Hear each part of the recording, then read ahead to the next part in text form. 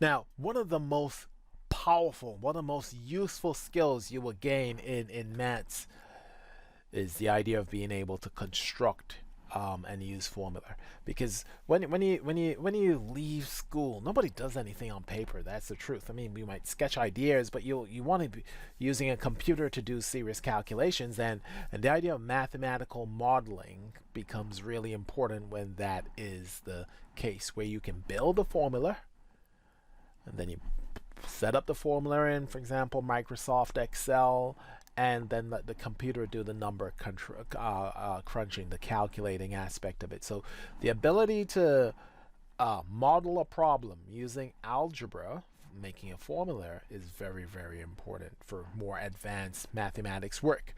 And so it's one of my favorite areas, really. Let's look. The talk through here is about this idea of using the perimeter, and how we came up with this formula for perimeter, and we looked at that, but I'll pop it up again one more time anyway. I think it's that useful. So if we have the rectangle, I'll just put two rectangles, and we model one. We know this is a length. Sorry, this length here. We have a width, then we have another width, then we have a length. Then the perimeter, which is the distance all around, can be perimeter is equal to L plus W plus W. So the two L's plus the two W's, and we agreed that we can I'm adding the same number twice. I'm writing down the same number twice and adding, so that's multiplying by 2. Where we don't put the multiplication sign in algebra, we'll just write 2L. And similarly, I'm doubling the width, so 2W. So P is equal, the perimeter is equal to double the length plus double the width. That's what we've written down there. That's what's presented in text looking nicer than mine. So you can read through that one as well. And then if this is the length and this is the, sorry, I keep mixing it up. I don't know why, but if we have the width and the length, the area is the space inside a 2D shape, the area is the length multiplied by the width. Okay, so the examples there of how we can build formula. We're building models, a model of formula for finding the area of a triangle or finding the perimeter of a triangle. I'm saying triangle, but I'm looking at a rectangle. So finding the area or perimeter of a rectangle is what we're looking at there. Let's build some of these formula for ourselves. We'll build them together, and then you'll have some questions to try. Let's look at this one where it's asking us to find the perimeter of the shape, and it's given us, and then to work out a formula for the perimeter, and then to use that formula to find the perimeter. Now, I know you'll probably look at this and want to jump in putting in the numbers to actually get what the perimeter is, but you need to practice building the model. The benefit of building the model, building the formula, is that when the values change, A, B, and C change, it can easily be updated in terms of you getting the answer when you have a method of when you have a formula. So in this case, P, the first way you would write it for A is P is equal to, remember, perimeter is distance going all the way around. So I need to total all those numbers. So A plus B plus B plus A plus C. And what we would want to do is to simplify that expression. We've done work on that previously. So A plus A is 2A, B plus B, that's 2B plus C. So the perimeter of the shape, 2A plus 2B plus C. That's the formula for the perimeter of the shape. Now, we are asked now in part B to find the perimeter given specific values for A, B, and C. That is where substitution comes in. So for part C, and I'll just rub that off, for part C, part B now, it is too early in the morning. That's what's happening for me. Part B, woo, is going to be 2A. P, I can write it again. P is equal to 2A plus 2B plus C, which in our case is 2 multiplied by 2, A is equal to 2, plus 2 multiplied by 3, B is equal to 3, plus 5. Those are the figures we should have. And 2 2s are 4, 4 3s are 6, 5 times 5 is 5. Sorry, what am I doing? 1 5 is what I have. 6 and 4, 10, and 5, 15. The perimeter is 15 centimeters. That's what we're coming up. If you did it and I'm saying your way, but if you didn't set up the formula, you would have just gone 2 Plus 3 is 5, plus 3 and 2 is 5, and then another 5 for C, giving 15. But as I said, if I change the numbers, I said, okay, now A is 7, B is 8, C is 13. As we keep changing numbers and more complicated, complex, it becomes problematic. So using a formula and substituting in the formula using the computer, forming that formula to substitute using the computer, that's a very, very, very powerful strategy. Let's move on. Let's go on to, I have it as P0. It says worked example, but what's the formula for this? What's the formula for the engineer's charge? What are you going to come up with? Pause, have a go at it, see what you come up with. Pause and have a go, please. Right, so what I would want to have a C for charge. C is the engineer's charge. And note it has a basic fee of 20. So whether he does anything or not, whether he spends half an hour, 5 hours, 20 hours, he's still going to get that 20 pounds. So that's the basic charge, a fixed amount, which he will get, and he or she will get. Wow, I can't believe I'm doing that. He or she will get regardless of how long they work. And then the rest of time, and I'll put H for hours, I can model it as plus 8H. Okay, right, because if he works 1 hour, it's going to be 8 times 1, 8 pounds he'll get. If it's 2 hours, 8 times 2, 16 pounds she'll get. If it's 3 hours, 8 times 3, 24 pounds he will get. If it's 4 hours, 8 times 4, 32 pounds she will get. You see the switching? He, she. I'm thinking about it. So that deals with how much they're getting per hour for the repair work. But then we know we need to add on to 20 pounds the basic charge, and that's what we have there. The basic fee, sorry, that is going to be the engineer's charge. The engineer's charge is the basic fee plus the amount of money earned per hour, which is 8 pounds at a rate of 8 pounds per hour. So that's what we're looking at there. I've given you enough ideas, I think. I think really this is one of the questions where you want to just get stuck in. I've done a couple together. Let's get stuck in. There's 10 questions we're going to work through. You're going to work through. Where for some of them they're reasonably interesting that I might put some additional commentary, but in general it's the answers I'm going to provide for these 10. There's not a lot more. Once we have this idea of substitution and forming and in terms of we know what expressions look like, so we want to put them together based on experiences we've had. We should be fine. Let's do it. Let's go. So here's your first one. I think it was good to work things in with the diagrams, with perimeter, and then we'll do some area, because those are concepts they're concepts you're familiar with. So perimeter, can you do these two, please? We want what we want. I don't want to just ask you to find a perimeter. You want to find a perimeter, but find a formula is what you're doing first, finding a formula for the perimeter, and then you're actually using substitution to find the actual value of P in each case. So pause, have a go at that, please. For the first one, what should you have? You should have that P is equal to 2A plus B, A plus A, 2A plus B.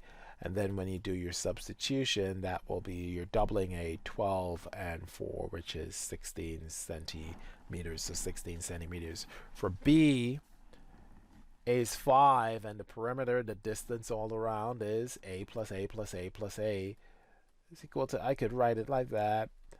That's true, but it's repeated addition, and repeated addition is multiplication. So 4A, P is equal to 4A. When A is 5, 4A is 20. 5 4s are 20. So that's what we're looking at there for question number 1. Feel good? Feel good? Yeah, we can do this. The questions are going to get more difficult, but yeah, let's make this happen. So second one here, we want to find the, I forgot a piece of this question. Whoa, what was the instructions? Find the perimeter of each shape. And now we wanted to find, forgive me, just give me one moment. Yeah, we're doing perimeter for these, so we're continuing finding the perimeter. I was thinking these I wanted to, yeah, so find the perimeter of these shapes using the values provided. Okay, so find the formula exactly as before. You're doing the formula and then the perimeter. That's what's happening here. Let me just get that sorted out for you. Right, find the formula and for the perimeter and then work out the perimeter for each of these. You're building on the same idea as what we did for the first two. No, I can't move across. Okay, right, so you have this one to do. Pause, have a go. Should have done already. And let me get the answers for you. For the first one, perimeter. Your perimeter would be 2a plus 2b plus c. So similar. Well, it's the same thing. We had that one previously, didn't we? The one I did. Yeah, so that's what you're looking at there. And then for G, the value you should have is 520. When you work out P, you do your substitution, you should get 520 centimeters, so 520 centimeters. For H, perimeter, let's remind ourselves, is distance all around, so you want 2a plus b. Perimeter is equal to 2a plus b. You can simplify that. If I have two a's and another 1a, when I write a, I mean 1a. In total, you have 3a plus b. So 3a plus b is what we're going to have there for H. I'm going to write there 3a plus b. And the value for p, the perimeter, you should be getting p is equal to 21 is what I have. 21 centimeters is what you should have as your value for p. Okay, so that's the perimeter one, which I thought was a nice one to ease you in on this. Let's move on to number 3. Now we're asked to find area. We use a formula for area. So formula for area, and then you want to find the area using the formula. So pause, and off you go on working through these, please. Off you go on working through these.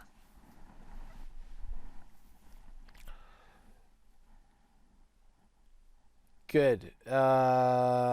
Area is base times height, so length times width. So in this particular case, area would have been AB. You're multiplying A by B for the area, and that means in this case we want 6 times 10, which is 60 centimeters squared.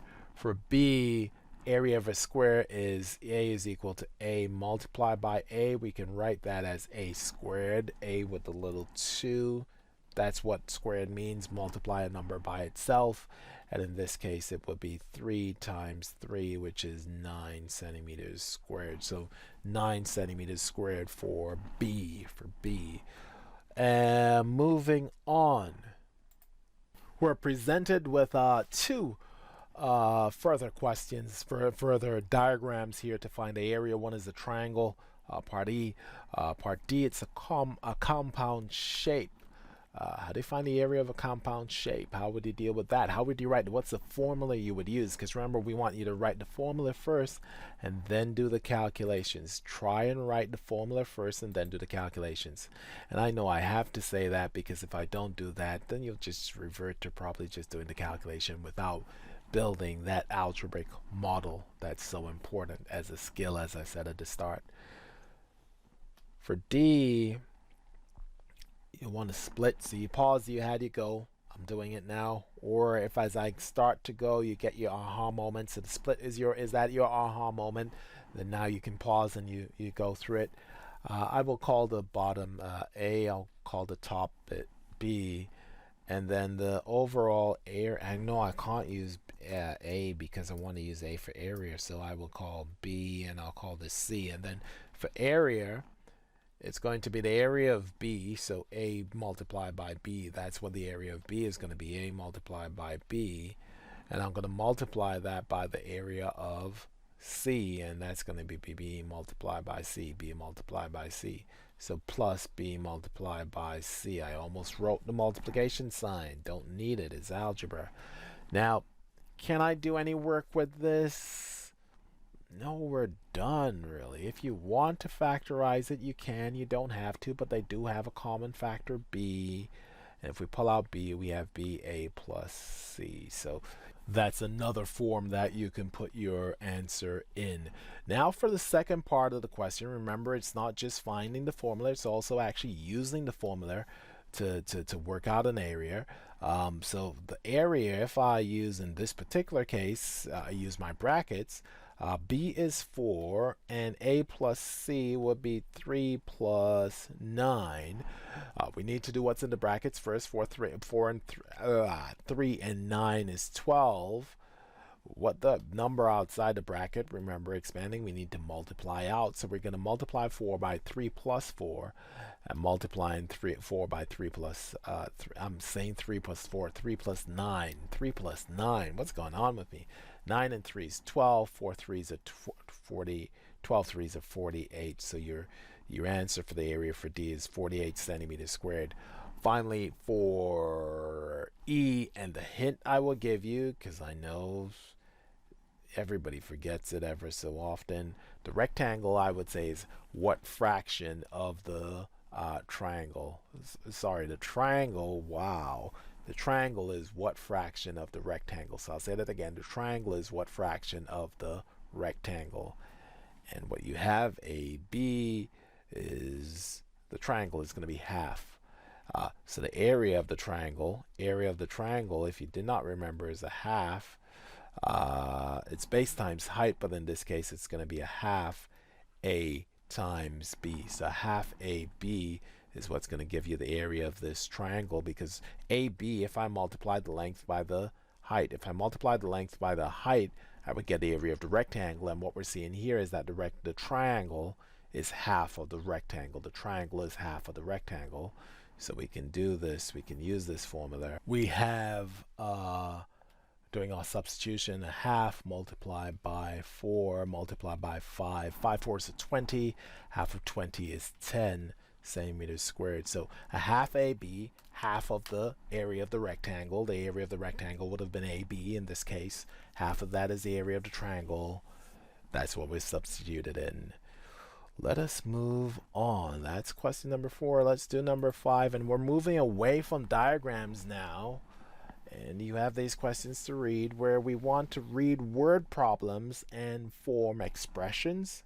So that's where we don't have the equal sign. So for example, I can form an expression x plus 2x plus 3x plus 5x and so on and so forth. And then when we put it's equal to something is how we create a formula. That's the interplay between these two. I'm waiting. Pause. Have a go. You have a go. Lovely. You've had your moment. Now it is for me to go through this idea with you. And 3 consecutive numbers. This comes up a lot in proof, etc. Advanced maths. Consecutive numbers. Consecutive, it's one after the other, and what we need to be thinking about is integers. They should have probably put integers. What they should have put integers, consecutive integers. And when we have integers one after each other, say if I started with 2, then the next number would be 3, and the next number would be 4. And how can we generate those? Well, what did I do? I added 1. And if I want that's to go from 2 to 3, I'll go add 1. And if I want to go from 2 to 4, then I'm going to have to add 2. And that's the logic. We're not starting at 2, but in this case, we're starting with x. X is the smallest number, we're told. So what are the other two? If the first number is x, first number is 2, what do I have to do to get the next number? And then the next consecutive number, add 1. So I'm going to use x plus 1. And then the one after that, it will be x plus 2. Because what we had was 2 plus 2. We did the 2 plus 1 is 3. We did 2 plus 2 to get 4. Okay, so that's the logic. Those are the numbers. Now write down the formula for the total of the 3 numbers. We're going to have t is equal to x plus 1 plus x plus 2. That is what we're looking at there. And then we can simplify that because we can collect like terms. We have x and x and x, which will give me 3x. And then plus 1 plus 2, which will give me plus 3. So 3x plus 3 is what we're looking at as a final answer. And you can see how we how we got to that. Let's move on with some more number work. I think it's more. I say more words, more word problems. Number 6. Consecutive numbers again. Nope, we don't need the consecutive numbers. This is number 6. I got it right there. We're talking about the mean. Now, do you remember how to find the mean of a set of numbers? And what if the numbers are letters in this case? How would you represent the formula for finding the mean? Off you go on that one. See what you'll come up with. Okay, so you had to pause. You went through it. To find the mean, the idea with finding the mean is you add up all the numbers you have and then divide by how many numbers you have. So in the first one, for A, M is the mean. I have two numbers, x and y. I'm going to add them up, x plus y, and then I need to divide them by how many numbers I have, and in this case I have two numbers, so m plus y divided by 2. For the next question, we have P, Q, R, S, and T, so that's 1, 2, 3, 4, 5 letters. So M is going to be P plus Q plus R plus S plus T divided by, wow, I didn't need to put that, divided by 5, wow, divided by 5, that will be the second mean there. So those are your answers for the problems with the mean. Now, number 7, that was number 6. Number 7, if you want to pause and have a go at number 7, please. Thank you very much.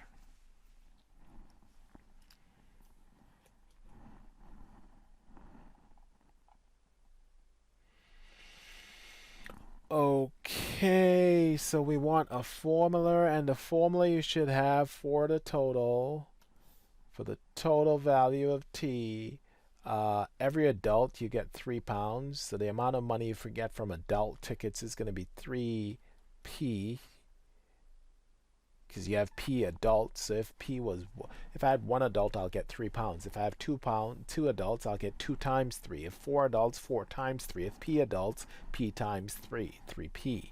Okay, that's where that's coming from. Similarly, for the tickets, it will be 2q, because if it's one child, I'll do 2 times 1, 2 of them, 2 times 2, and so on and so forth. So, and the total, you add it together. So I need to add 3p plus 2q, and that will tell me the whole picture. So that's for part A. And for part B, they say fill the volumes, fill the value of the ticket sales if P is 50 and Q is 20. So we need to do a substitution.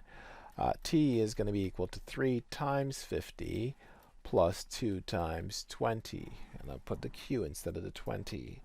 2 times 20. That 3 times 50 is 150.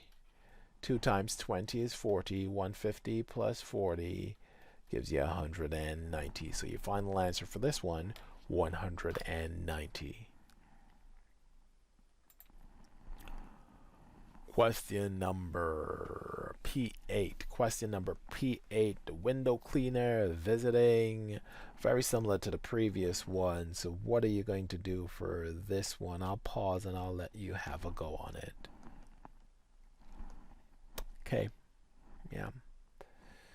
£3 charges a fee for visiting. So the idea here is whether they do any work or not, they charge a fee. There's a fixed fee for a visit, fixed fee for the visit, and then £2 extra for every window. So C is going to be equal to 3, the fixed cost, plus 2 multiplied by n, where n is the number of windows. So if it's one window, it will be £5. If it's 10 windows, £20, and a £3 charge, 20 and 3, £23. So that's the setup there.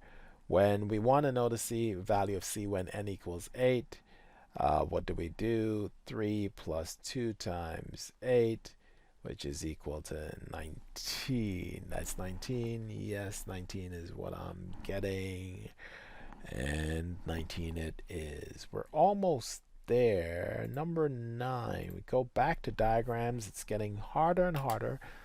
So here is number 9 for you to try. P9 I should say, because for some of y'all this won't necessarily be number 9, depending how I've cut it up. So you're just following the order, the sequence. P9 is what you're looking at there.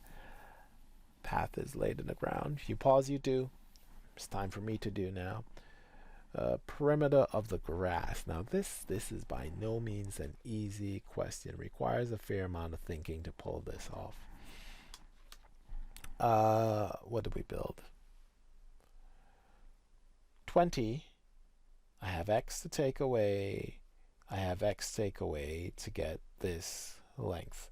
So that length there is going to be 20 take away x, or 20 take away 2x. That is going to be the width of the grass.